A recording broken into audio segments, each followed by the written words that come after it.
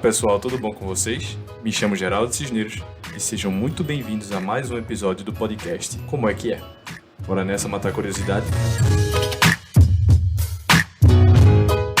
Repórter, profissão que busca nos informar dos problemas cotidianos de nossas cidades e do nosso país, passando pela política, direito ao consumidor, cobrança por soluções para as comunidades, entre outros.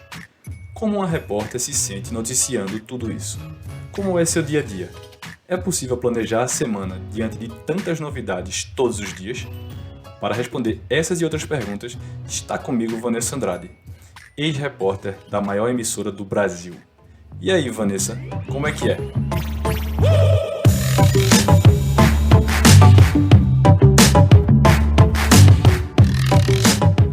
E Vanessa, muito obrigado por ter aceito o convite. Muito bem-vinda ao podcast Como é que é? Tudo bom com você? Tudo jóia, agradeço o convite, agradeço a lembrança. Olá para todos que estão nos acompanhando a partir de agora. Jóia. Vanessa, queria que você primeiro se apresentasse para o pessoal aqui, para os ouvintes, para saber quem é a Vanessa Andrade, por favor.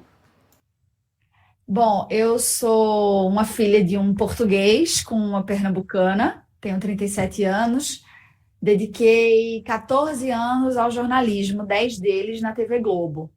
E em 2019, eu decidi realizar um sonho antigo, que era vir fazer um mestrado aqui em Portugal e aproveitar para ter novas experiências de vida, né? Eu tinha 36 anos e queria experimentar outras habilidades, outras possibilidades de vida e de trabalho também. Apesar de estar muito feliz fazendo o que eu fazia, né? Então, muita gente até ficou surpresa quando eu pedi demissão, porque eu estava no momento em que, quando a gente começa a fazer jornalismo e escolhe televisão, seria o momento em que eu diria era onde eu queria estar, né? Exato. Que eu era repórter da Globo News do Nordeste, já dava plantão no Rio de Janeiro, já apresentava telejornais para todo o Brasil, a partir do Rio de Janeiro, massa, incrível. Do Recife, né? Então eu trabalhava na Globo do Recife e ia uma vez por mês ao Rio de Janeiro para dar plantões de fim de semana e apresentar telejornais para todo o Brasil a partir do Rio de Janeiro. Então, assim, estava muito feliz, muito satisfeita, mas tinha aquele desejo comigo até que meu marido compartilhou comigo que ia começar o processo de aposentadoria dele. E aí, naquele momento, veio esse desejo antigo de vir para Portugal. E foi assim que, em setembro de 2019, a gente chegou aqui. Me inscrevi, né, ainda no Brasil, para o mestrado. Fui aceita nas 2 universidades para as quais eu apliquei. Bacana. E eu escolhi ficar no ISCTE, o Instituto Universitário de Lisboa, que é uma universidade pública, ligada à Universidade de Lisboa também, é o Instituto Universitário de Lisboa. Sim. E terminei o primeiro ano agora do mestrado em estudos de internet, que mistura um pouco de comunicação, sociologia, políticas públicas. Sim, bacana. Ô, Vanessa, e aí essa decisão, porque como você falou, muita gente tem o desejo e para muita gente estar na Rede Globo de televisão é o auge, né? E do jornalismo, enfim. E você fez uma passagem da Rede Globo no Nordeste, que você era muito do NETV e tudo, já fazia as matérias por aqui, e foi para a Globo News, né? E para você, como é que foi essa tua ida da Nordeste para a Globo News, para a Rede Nacional propriamente? Vou começar um pouquinho minha história, então. Por favor. Em 2005, eu fui estagiária da TV Globo, que chamava ainda na época TV Globo Nordeste, né? Sim. Depois já é Globo Pernambuco. Mas, então, eu fui estagiária em 2005, me formei em jornalismo pela Universidade Católica de Pernambuco. E assim que eu me formei, pouco tempo depois apareceu uma vaga para repórter na TV Grande Rio, afiliada da Globo em Petrolina. Fui para lá. 6 meses, estava lá, apareceu uma proposta de trabalho para a TV Asa Branca em Caruaru, também afiliada da Globo. Eu fui. Quando fazia um ano depois que eu estava na TV Asa Branca, eu fui para a TV Cabo Branco, que é afiliada da Globo em João Pessoa. Caramba. E eu fiquei lá de 2007 a 2009. Em 2009, a diretora da Globo me chamou. E aí foi quando eu fui contratada, 1º de maio, Dia do Trabalhador, né? Em 2009, contratada pela Globo, então Globo Nordeste, que é Globo Pernambuco hoje. Sim. Para quem, só para explicar um pouco, o Globo mesmo no país são 5, né? São 5 que pertencem à família Marinho: Recife, Belo Horizonte, Rio de Janeiro, São Paulo e Brasília. Ah, Todas as outras TVs que transmitem o sinal da TV Globo são afiliadas, pertencem a afiliadas. outro grupo empresarial que tem a concessão para transmitir o sinal da TV Globo.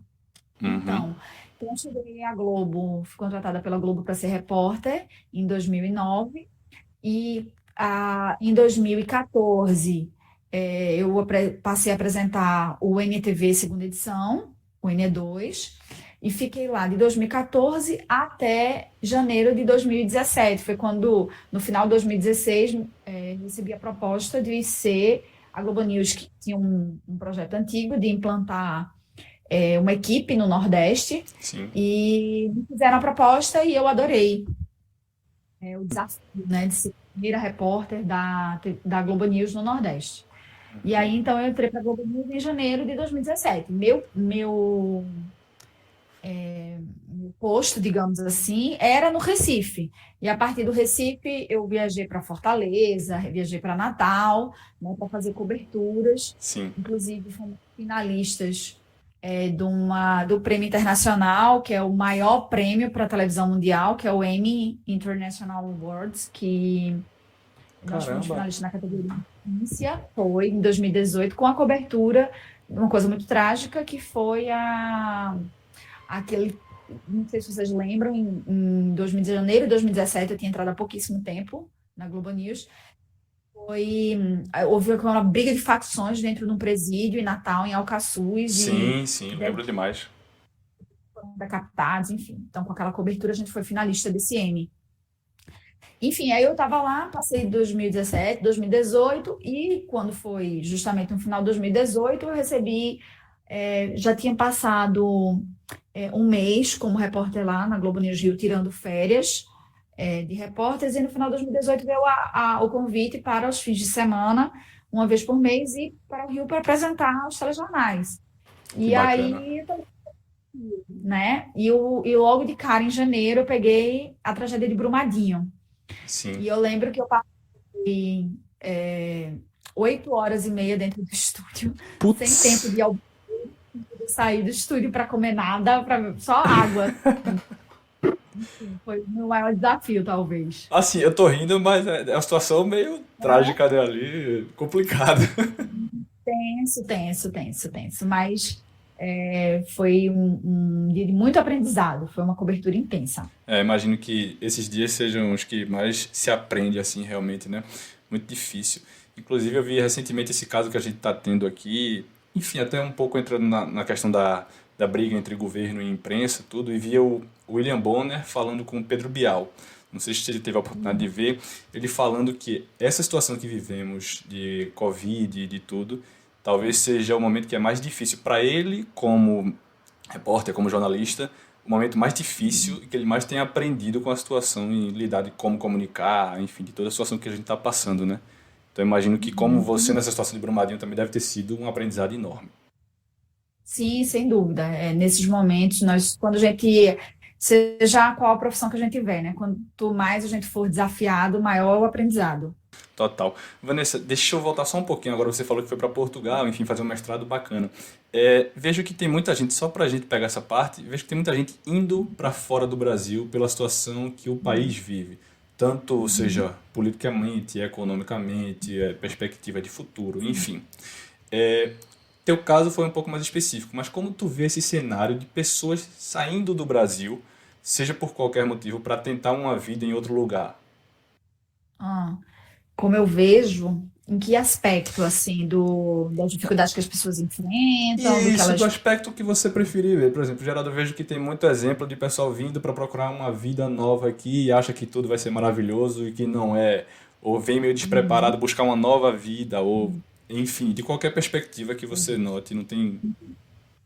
É, é, o que eu acho é que, assim, para sair do Brasil, eu percebo realmente que muita gente, isso aconteceu também muito tempo para Miami, Miami só não, né? Para os Estados Unidos, Uhum. Boston, Nova York, enfim.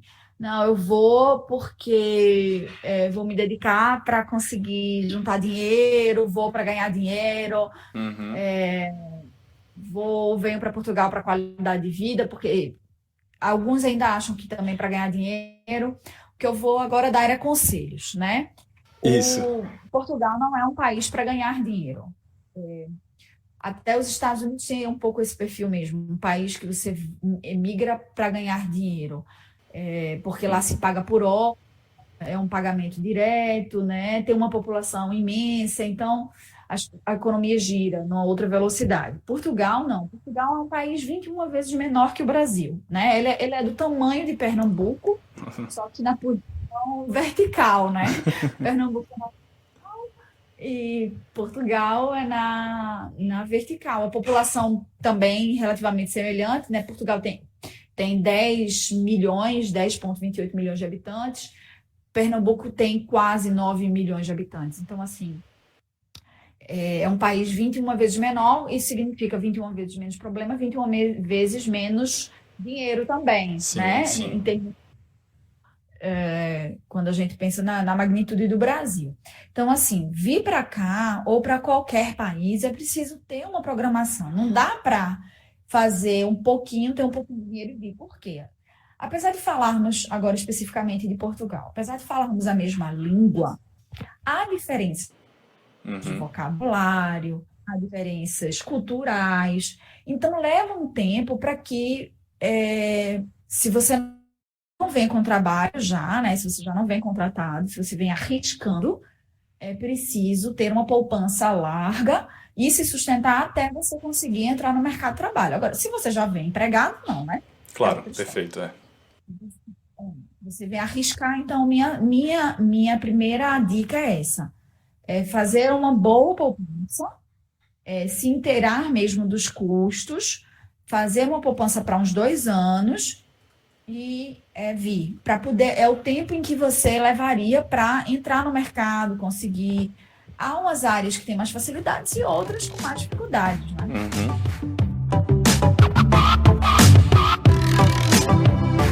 Legal, Vanessa. Agora vamos entrar na tua profissão de repórter, quando você era repórter aqui no Brasil especificamente. Como era o teu dia a dia exatamente, Vanessa, aqui quando você era seja da Globo News, seja da Globo Pernambuco, enfim, como era o teu dia a dia como repórter? Bom, para cada função que eu exercia havia uma rotina, né? Uhum. Vou falar da minha última rotina, que foi de 2017 a 2019, foi pela Globo News. Eu era produtora, repórter, editora, bom, multifunção. Porque precisava organizar as pautas, gravar as pautas, enviar o material gravado para o Rio de Janeiro, para editar lá no Rio de Janeiro.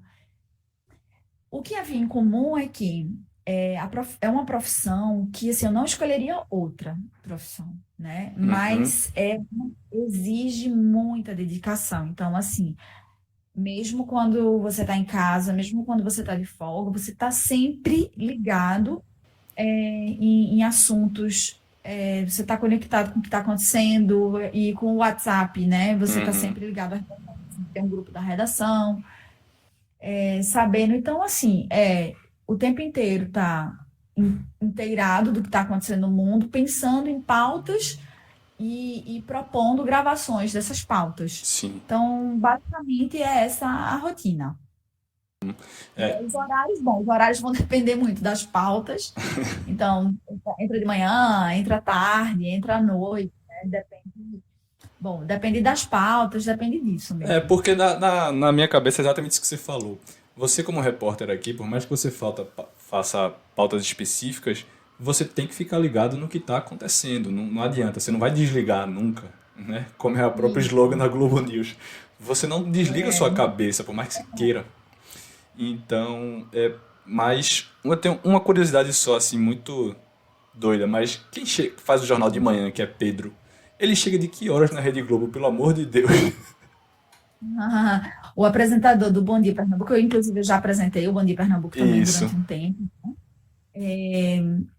O apresentador do Bom Dia Pernambuco, chega por volta das 4h30 da manhã, Ixi, uma hora e meia Maria. antes do jornal lá. Porque o jornal começa às 6, né? Sim. Então, chega por volta das 4h30, porque é o tempo de saber o que é que vai ter no jornal, Uhum. se preparar, né? Ler, organizar algumas coisas que precisam ainda antes de entrar no camarim, se preparar, né? E depois ir para o estúdio. Ô, Vanessa, aí a gente entra na parte mental que você falou, justamente por você nunca desligar. Por você nunca Uhum. desligar, você começa a ver, a frequentar, a fazer muitas notícias que são pesadas, que são complicadas, tanto na parte política quanto na parte de também ter esse trabalho muito social, de pegar uma comunidade e resolver um problema desta comunidade. É, Uhum. como é que é isso na cabeça da repórter, no caso, por estar tão conectada a essas notícias complicadas, pautas complicadas, dias complicados? Como é que isso reflete em você, na tua mente e no teu corpo propriamente, Vanessa? É um grande desafio para todo mundo conseguir esse equilíbrio, né? Manter uma mente sã diante de tantos problemas. Eu imagino agora os colegas que estão enfrentando o coronavírus aí, especialmente no Uhum. Brasil, como deve estar sendo difícil e complicado. Com relação a, a como é que a gente se cuida, cada pessoa vai ter a sua estratégia, né?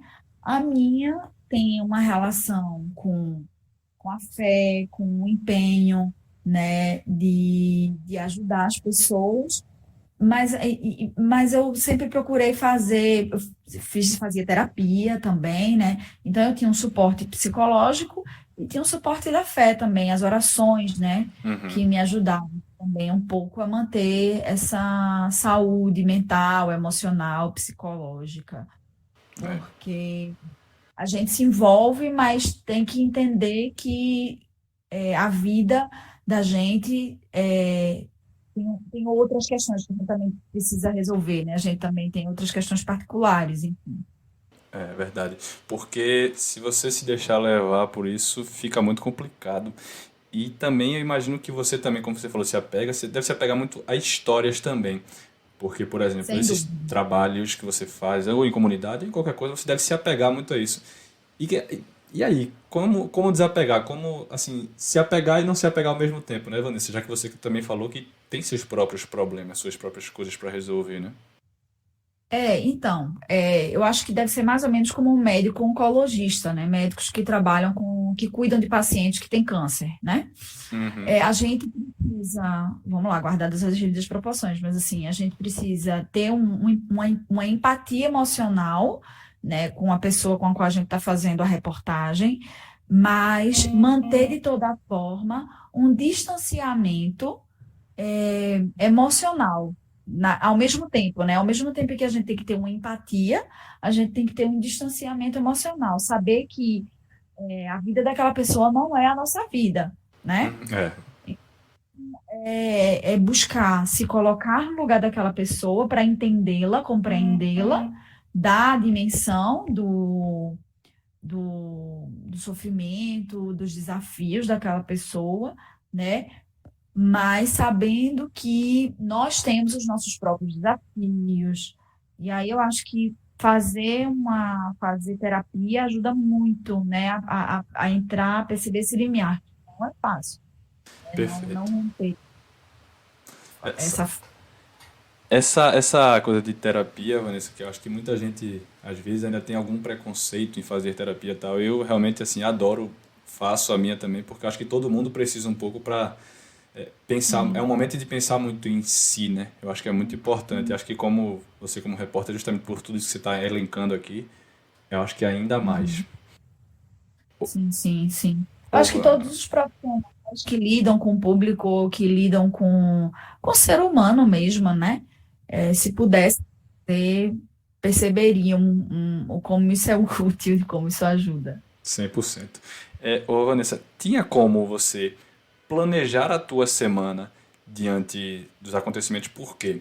Durante todos os dias vão aparecer algumas coisas que provavelmente são urgentes, alguma coisa que te chamam de última hora, enfim, mas você tinha como planejar e dizer, na segunda eu vou fazer uma pauta aqui, terça é essa, ou da segunda para terça Aham. pode mudar alguma coisa por algum acontecimento novo? Sim, existia um planejamento, mas a gente sabia que aquele planejamento corria um risco de nunca ser cumprido, porque os acontecimentos não marcam na agenda, né?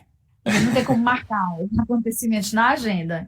Então, às vezes, assim, a gente tinha uma semana toda planejada com marcações, né, com entrevistas marcadas, com tudo pronto, e que a gente tinha que ligar, pedir desculpas e desmarcar, porque aconteceu alguma coisa grave e era um tema que se sobrepunha àquele que a gente já tinha marcado, né? Então, o jornalismo ele dá com o imponderável mesmo. Imagino que sim, porque agora, inclusive nesse momento que estamos vivendo, todo dia eu acho que os jornais devem estar mudando o tempo todo, porque é uma declaração nova, um problema novo, é muito complicado.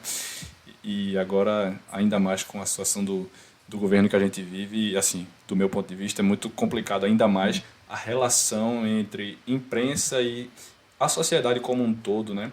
Porque muita gente começa a desconfiar de tal imprensa, de tal notícia, de tal coisa. É, Aham. para você, Os tempos no Brasil são complexos, assim, isso.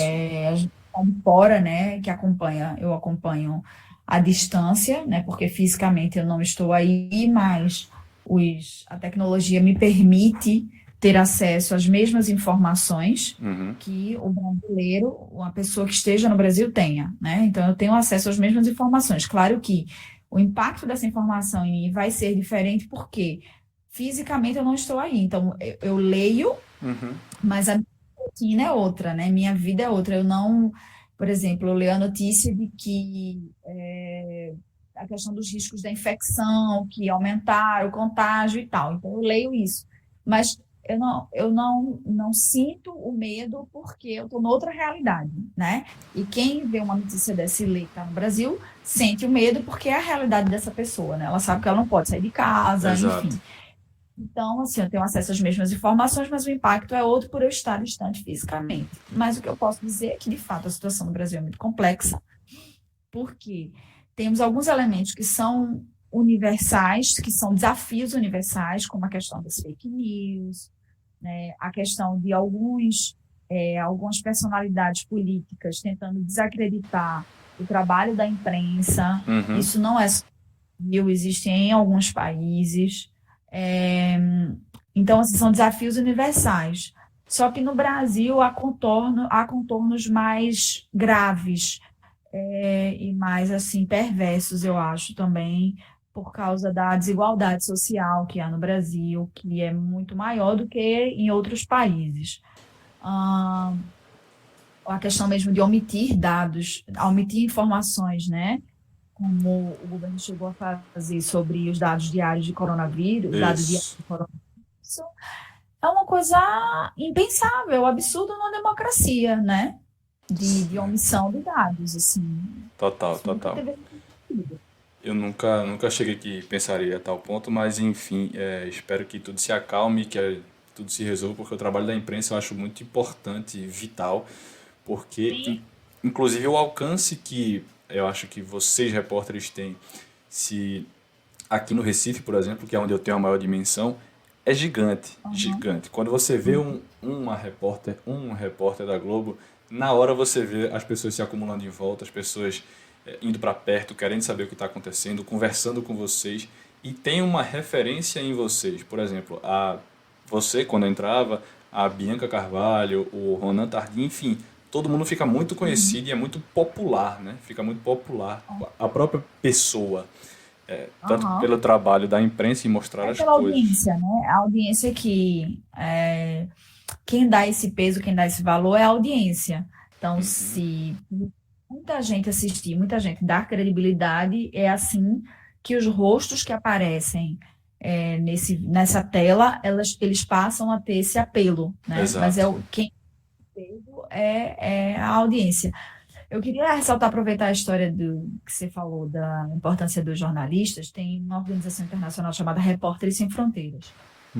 E eles divulgaram um relatório por volta de março, ou no início da pandemia, março, abril, em que falava que se na China houvesse liberdade de expressão, houvesse uma democracia, houvesse liberdade para a imprensa, provavelmente o mundo não estaria sofrendo o que sofre, porque a imprensa teria alertado o crescimento de casos de uma doença misteriosa, de uma infecção respiratória, o mundo todo estaria alerta, né? Mas Exato. por ter uma ditadura, não ter liberdade de imprensa, o mundo só veio, soube que era uma coisa grave, porque o governo liberou informações e ainda foram informações insuficientes para a gente ter a dimensão do problema, mas nós só viemos ter a real dimensão do problema quando a doença se espalhou na Itália, um país democrático e com imprensa livre. Exatamente. Então,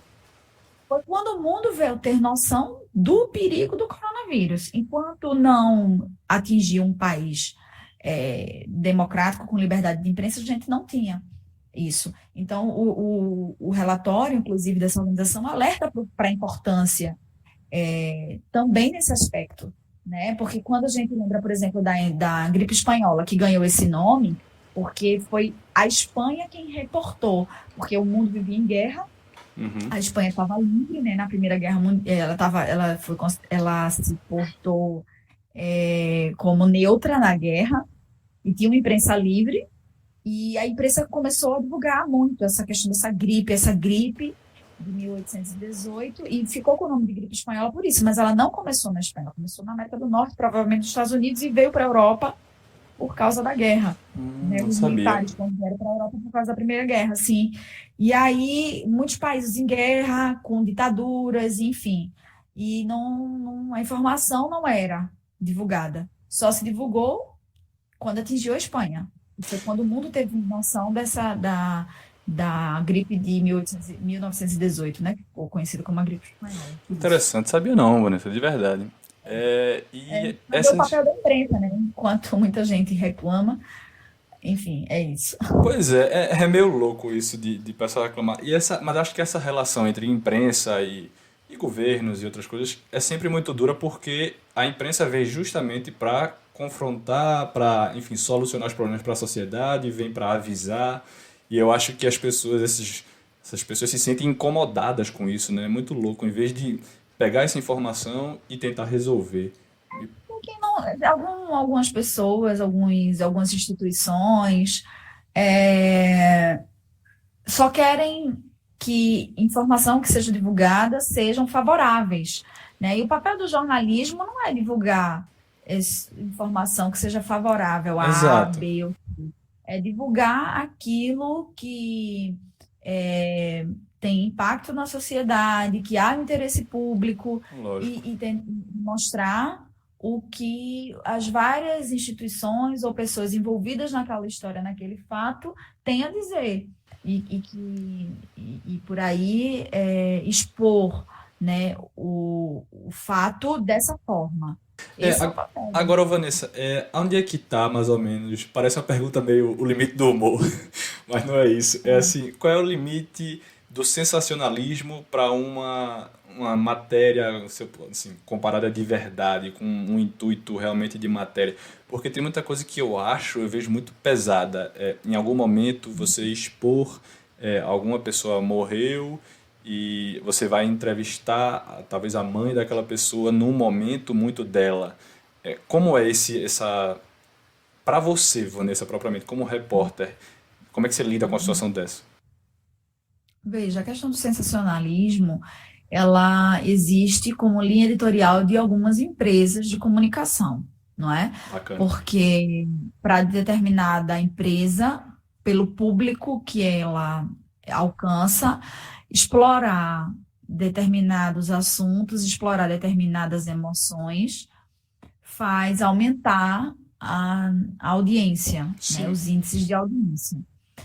Para outras empresas, não abordam do mesmo jeito, não é?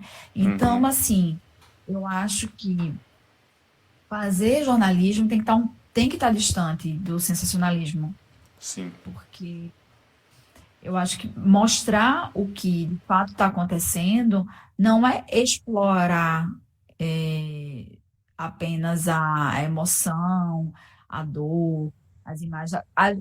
Muitas vezes nós precisamos mostrar algo chocante, não é? Claro. A- a- o público precisa ter acesso a algumas informações e imagens chocantes.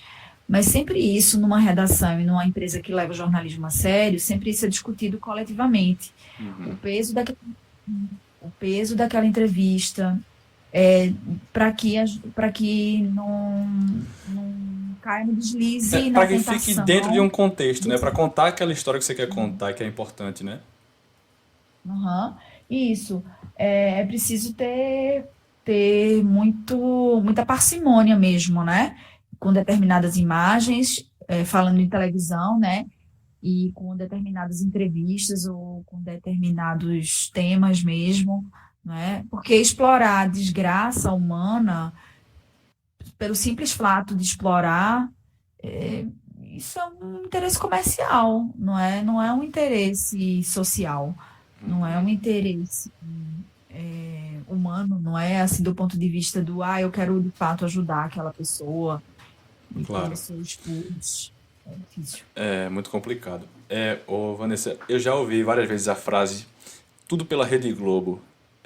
Quando você estava na Rede Globo, de fato, era fácil ter acesso a pessoas, a entrevistas, a pessoas importantes, porque a Rede Globo tem esse poder. Vou lhe dar um exemplo. Em alguns lugares eu vejo que vocês vão para algum lugar, por exemplo, uma feira livre, e lá vocês conseguem também conversar com um secretário ou uma autoridade, enfim, e você consegue levar a autoridade até aquele lugar. Então a Rede Globo tem de fato esse poder aqui no Recife, no Brasil, enfim. Veja, não acho que a palavra seja poder. Eu acho que as autoridades, elas dão entrevistas para todos os veículos de comunicação. Uhum. De forma igual, eu acho. As autoridades não se negam, pelo menos não lembro de nenhuma história, né, de nenhuma autoridade se negando a dar entrevista à emissora A, B ou C aí em Pernambuco. Legal. Aquilo que a gente conversou anteriormente, né? Pela questão da audiência, quando um repórter, um produtor da TV Globo abordam alguém, a maioria das pessoas a maioria se sente à vontade, né, para dar entrevista, conceder entrevista, porque entende que aquela linha editorial, entende o trabalho que aquela empresa faz, né, de certa forma concorda, né, com aquela linha editorial, com aquele trabalho. Mas há pessoas também que se negam a dar entrevista porque é para a TV Globo, porque também não concordam com essa mesma linha editorial. Então, assim, há os dois públicos, entende? Entendo. E acho que, enfim, faz parte. Ninguém é obrigado a dar entrevista a Claro. ninguém, né? Para nenhuma empresa.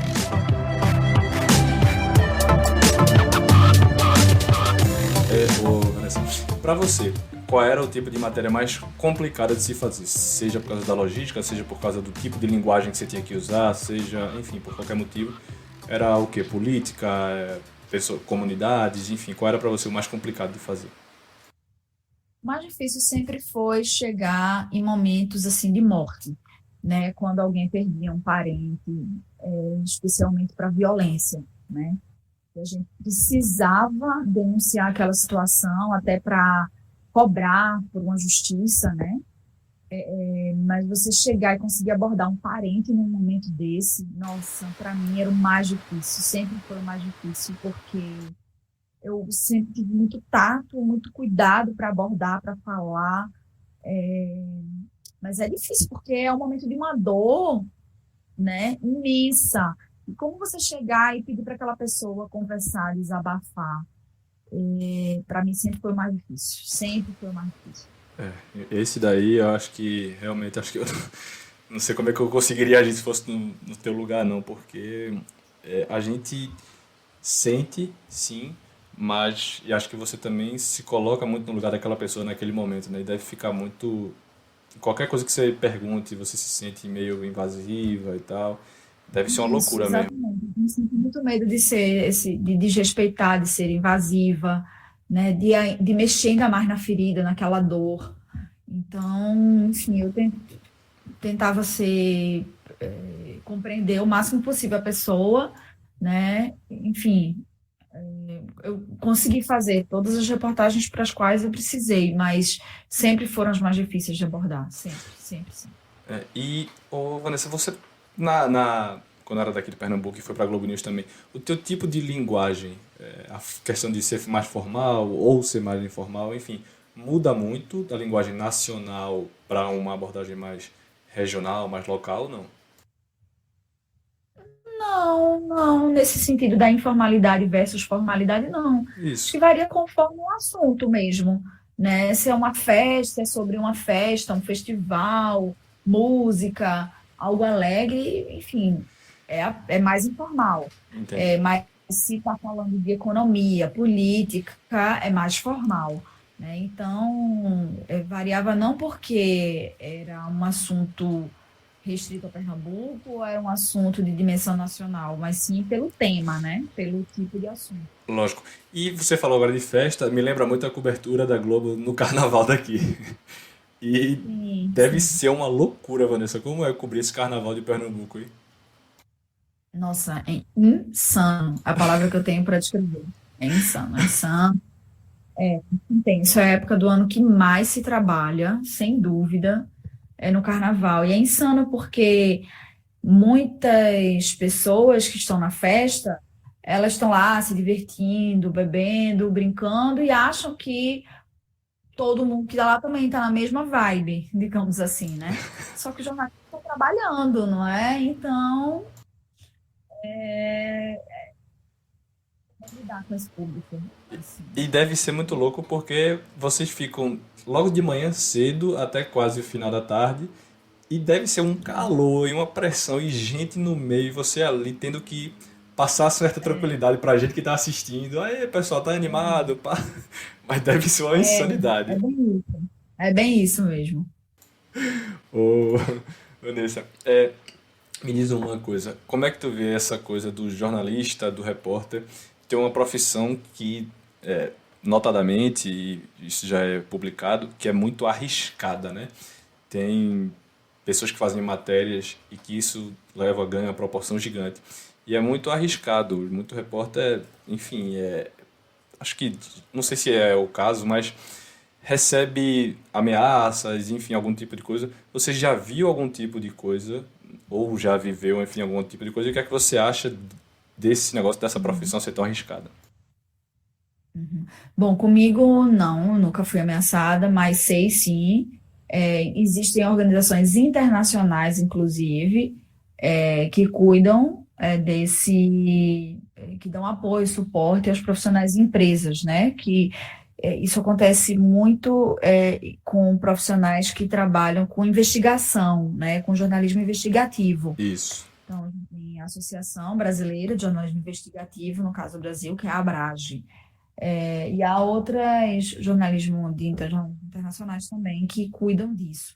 Então, há uma série de apoios e há uma série de orientações também para esses profissionais que trabalham com jornalismo investigativo, de como lidar. É fato que eu não lembro quais são os números de 2019, agora de cabeça, mas as instituições, inclusive, contabilizam quantos jornalistas foram assassinados e a relação do assassinato normalmente tem a ver com as investigações, né, as reportagens que foram publicadas, sejam na internet, em jornais, em televisão, e normalmente é onde, no caso do Brasil, pelo que eu me lembro no perfil, é cidades do interior, né, especialmente cidades do interior, porque ainda tem aquele poder político muito centralizado, não é? É. E uma justiça talvez não da proporção que deveria ter, né? Um aparato judiciário, do judiciário naquela proporção que deveria ter. E países com democracia mais frágil, no caso, falando agora do mundo, também registram mais assassinatos de jornalistas do que países em que a democracia é mais robusta. É muito, muito louco mesmo.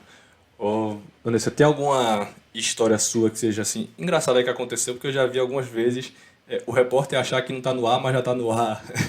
Já teve alguma coisa tua assim que tu soube, não?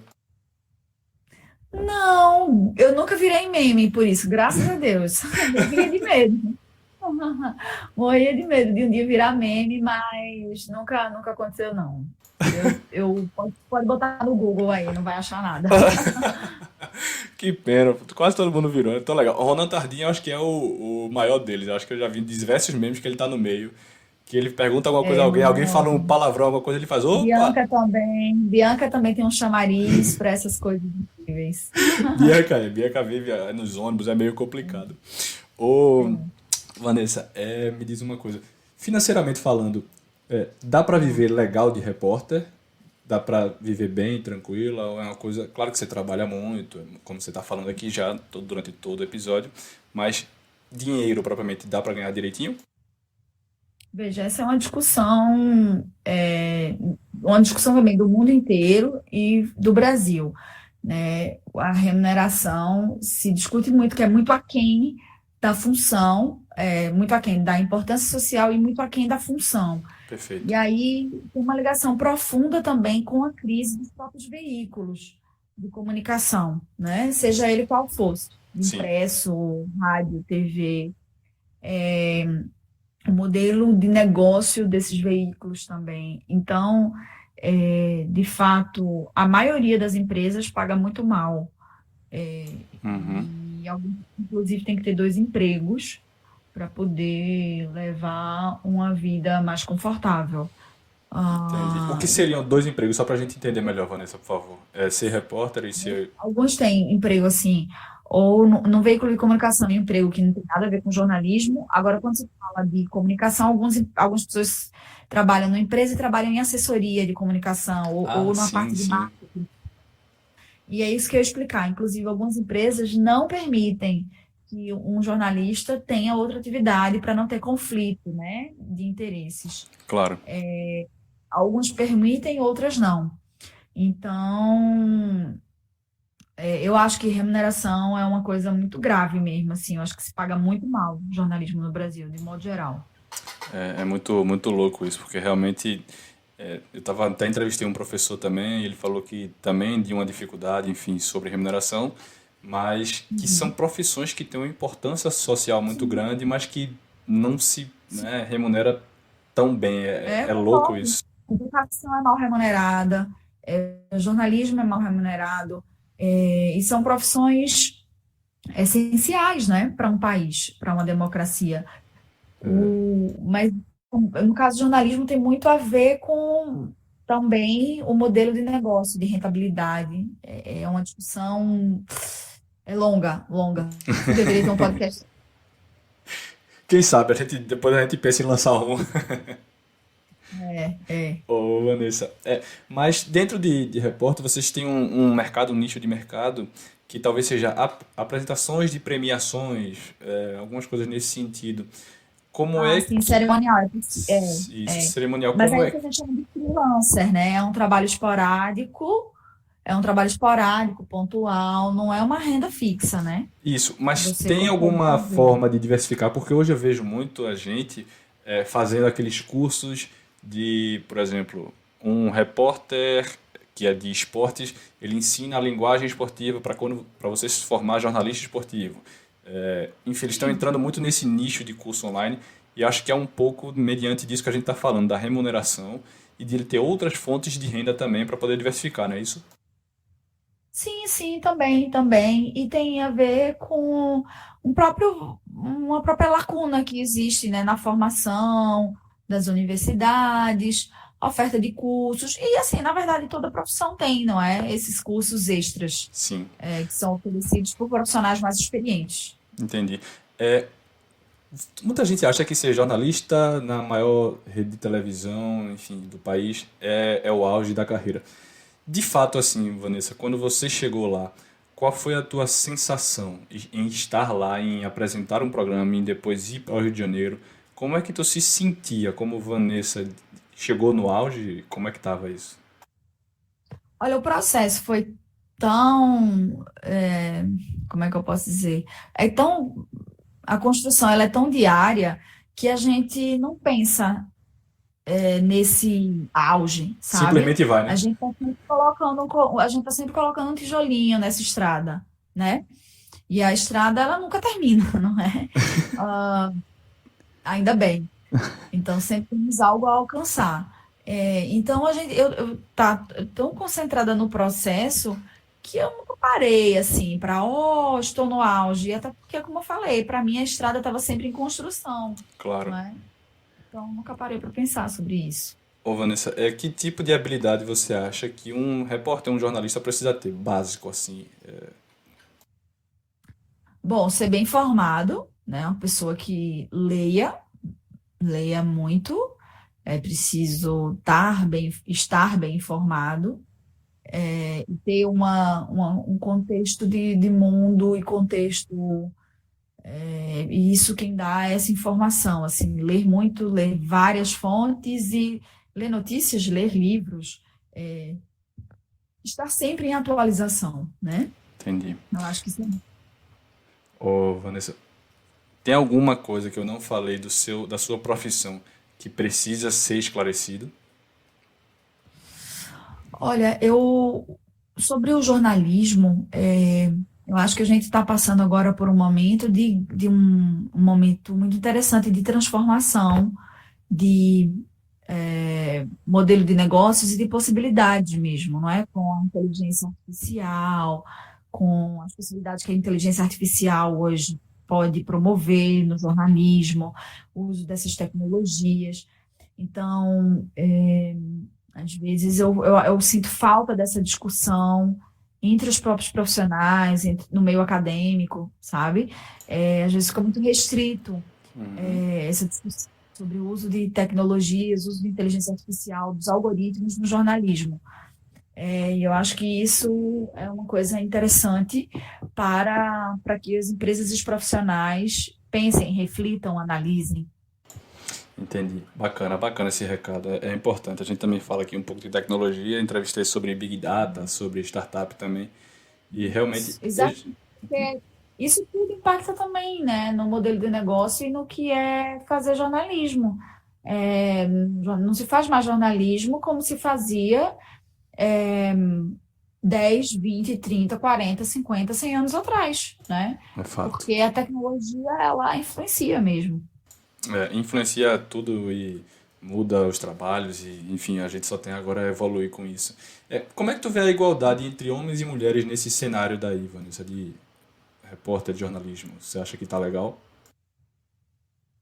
Olha, eu acho que sempre tem o que melhorar, né? E a questão do salário, também eu acho que é um aspecto que eu leio muito sobre isso e que é apontado ainda como se houvesse diferença. Sim. E é delicado porque a questão salarial é muito complexo de descobrir de fato se isso existe ou não, porque é uma informação privada, né? Uhum. Então não tem como saber se de fato a pessoa na mesma função recebe o mesmo valor. Com relação às oportunidades, eu acho que é uma das profissões que mais evoluíram nesse aspecto. Porque hoje sim a gente vê as mesmas possibilidades para homens e mulheres, né, nas empresas de comunicação. Bacana.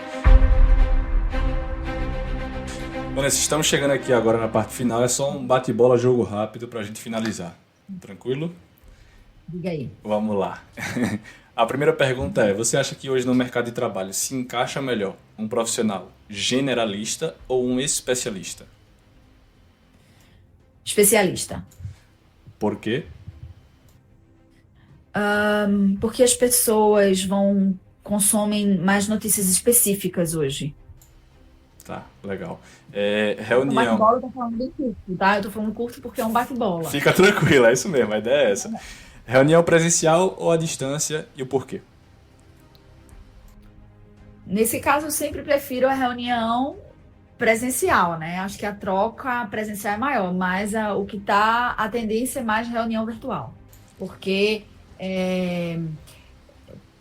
os custos tem a ver com os custos, tem a ver com as próprias deslocações das pessoas. Total, faz sentido. É, agora, se você puder indicar somente um livro para que todo mundo lesse, que livro seria esse?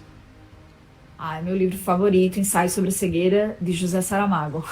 Aí é dificílimo de ler as pontuações, vixe, Vanessa. Não, mas é um livro. O único livro que eu li 2 vezes na minha vida, e são 2 livros diferentes. Um eu li aos 18 anos, depois eu li aos 27. E, nossa, é um livro muito profundo, que fala sobre coisas muito importantes, sobre o ser humano. É muito louco. Então, Minha avó ama, ela já leu tudo de Saramago. Se eu der um livro pra ela, ela vai dizer, já tenho 12 desse. Mas a pontuação realmente é incrível, ele é um belíssimo escritor. Boa indicação, gostei, Vanessa.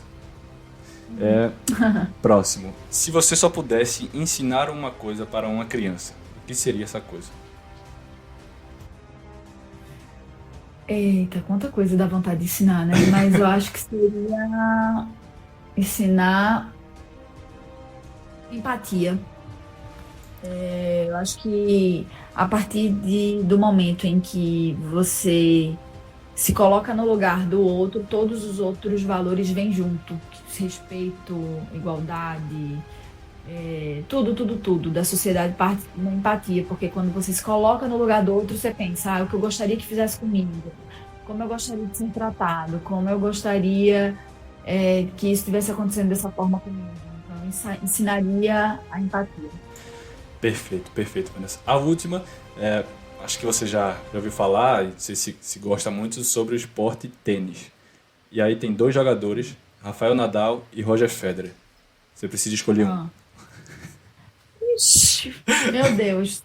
Não, me pergunte sobre futebol, me pergunte mais sobre tênis. Eu conheço, já ouvi falar, mas eu não conheço profundamente o esporte para poder dizer. Sei lá, vou dizer Nadal, acho que porque ele tem mais títulos. Acho que é isso.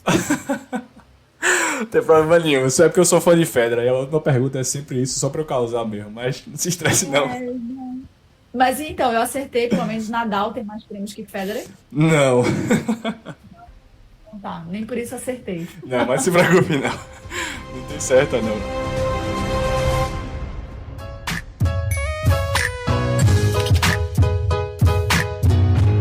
Vanessa, queria lhe agradecer demais pela gentileza do teu tempo.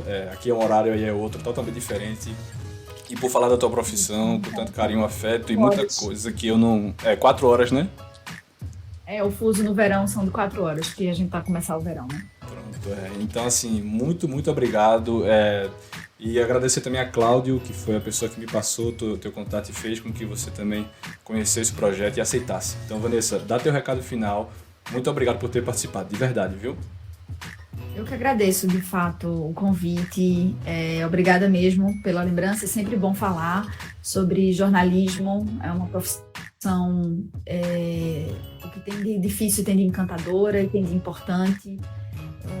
Cada vez mais nesse momento em especial em que os países, que a humanidade, né, atravessa, o jornalismo mostra o quão importante ele é. Uma sociedade com imprensa livre, com direito a acesso à informação, ela consegue reagir melhor, né? Enfrentar melhor os problemas. Informação é, de fato, o que há de mais importante, né, numa sociedade, é a informação. Não é à toa que essas grandes empresas lutam por isso, por informação. Né? Google, Facebook, enfim, todas elas lutam por informação.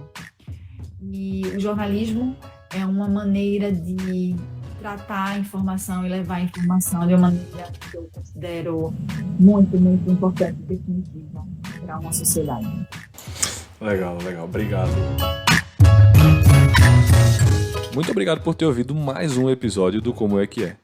Segue a gente aqui no Spotify ou na sua plataforma preferida, porque toda segunda-feira, às 8 da manhã, tem um novo episódio.